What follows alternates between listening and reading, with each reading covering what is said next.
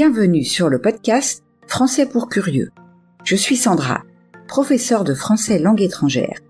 Et ici, je vous parlerai des aspects intéressants, divertissants ou même étranges des cultures françaises et francophones. Bonjour à toutes et à tous et bienvenue dans ce nouvel épisode de Français pour curieux.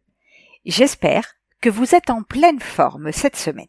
Aujourd'hui, je vous parle des colonies pénales françaises qui font partie d'une histoire sombre et complexe de la justice de l'Hexagone.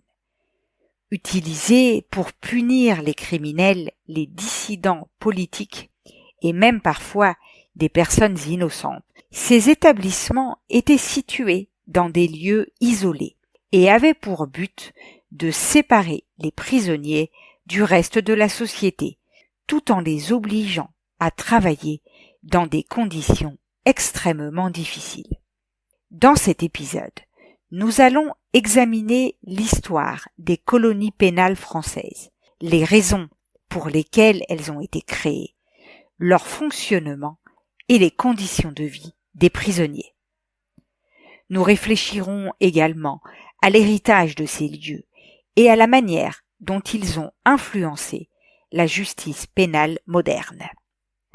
Mais comme d'habitude, un peu de vocabulaire utile afin de mieux comprendre l'épisode que vous allez écouter. Le travail forcé, c'est un travail qui est imposé à une personne contre sa volonté. Insalubre, ce terme désigne un environnement ou des conditions qui sont nocifs pour la santé. L'évasion, c'est l'action de s'échapper d'un lieu où on est détenu ou enfermé.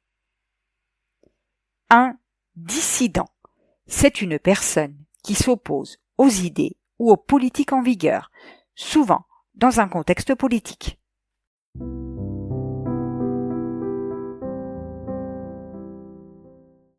Entrons maintenant dans le vif du sujet. Les colonies pénales ont été des institutions créées pour punir les individus condamnés à des peines longues ou à perpétuité, c'est-à-dire pour toute leur vie. Les autorités françaises ont établi ces colonies dans des régions éloignées pour empêcher les prisonniers de revenir en France. Le plus souvent, ces établissements étaient situés dans des territoires d'outre-mer, comme la Guyane ou la Nouvelle-Calédonie. Mais pourquoi les colonies pénales ont-elles été créées? Le gouvernement français a créé les colonies pénales pour plusieurs raisons.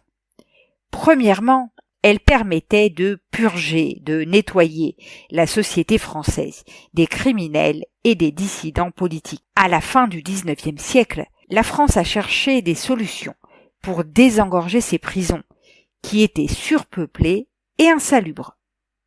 Le transport de ces prisonniers dans des colonies éloignées a semblé être une solution idéale. Deuxièmement, ces colonies pénales avaient pour but de contribuer à la colonisation de territoires éloignés. Les prisonniers étaient souvent contraints de participer à des travaux de construction ou d'agriculture, aidant ainsi à établir et à développer les colonies. En d'autres termes, le gouvernement voyait une opportunité de tirer un bénéfice économique du travail forcé des prisonniers.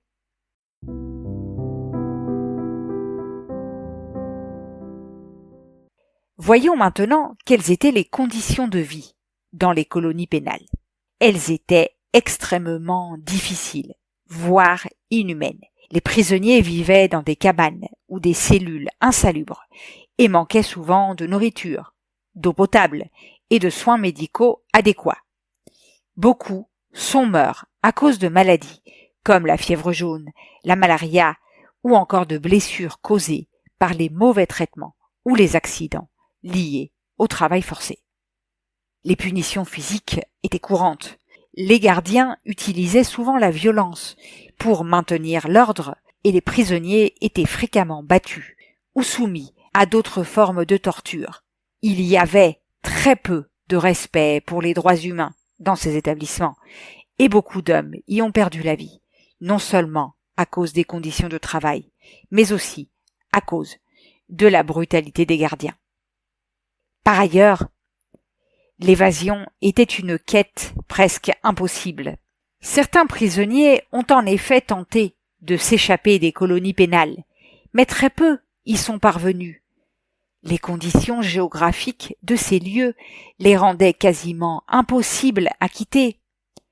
En Guyane, par exemple, les forêts tropicales denses, les marais infestés de moustiques et les animaux sauvages faisaient de toute tentative d'évasion une mission suicidaire. De plus, les prisonniers qui réussissaient à quitter les colonies pénales devaient encore faire face à l'absence de nourriture, de protection et de soutien. La plupart étaient rattrapés ou mouraient en chemin. Ceux qui étaient repris étaient souvent soumis à des punitions encore plus sévères. Malgré tout, l'idée de la liberté était si attrayante que de nombreux prisonniers ont pris le risque. Voyons maintenant l'aspect concernant les dissidents politiques et les condamnés injustement. Bien que les colonies pénales aient été destinées à punir les criminels de droit commun, elles ont également été utilisées pour emprisonner des opposants politiques, des personnes comme les anarchistes, les communistes et même certains membres de la bourgeoisie qui s'opposaient au gouvernement français ont été envoyés dans ces établissements. Un des exemples les plus célèbres de cette injustice est l'affaire Dreyfus.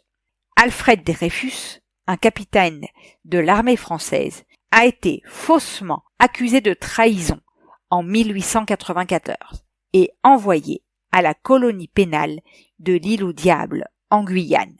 Ce n'est qu'après de nombreuses années et une énorme mobilisation en France que son innocence a été prouvée et qu'il a pu être libéré.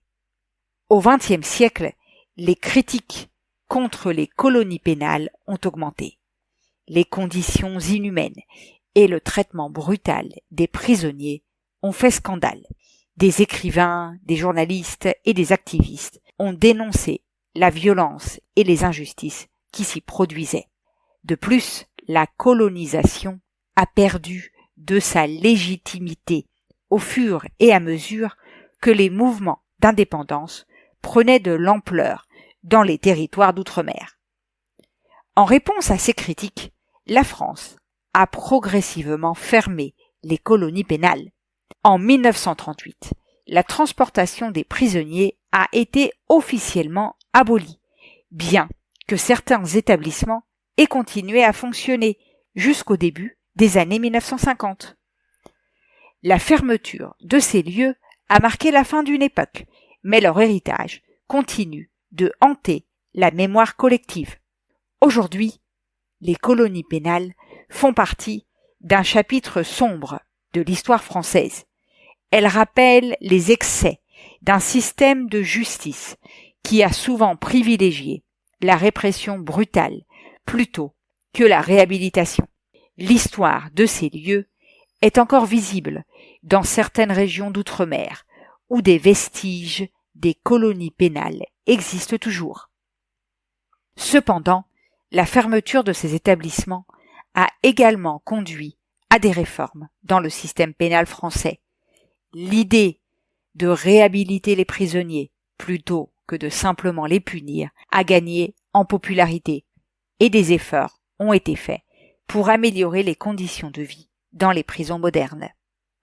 En conclusion, les colonies pénales françaises ont été le théâtre de souffrances humaines immenses, créées pour isoler et punir les criminels.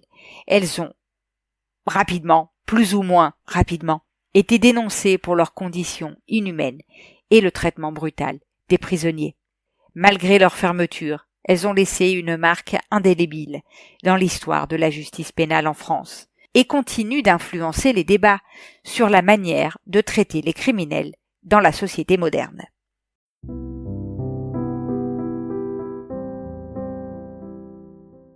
Et voilà, nous arrivons au terme de l'épisode d'aujourd'hui.